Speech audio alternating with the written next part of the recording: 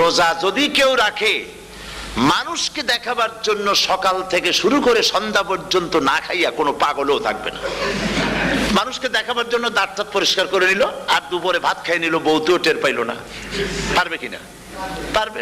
টয়লেটে গিয়ে খাই নিল, ভালো করে নিল, তাহলে সে তো রোজা রাখলো না। আল্লাহ পাক বলছেন আস-সাওমু লি, রোজা হচ্ছে আমার জন্য। যে রোজা রাখে আমার জন্যই রাখে, মানুষকে দেখাবার জন্য সারাদিন না খাইয়ে থাকার কোনো প্রশ্নই ওঠে না। সুবহানাল্লাহ।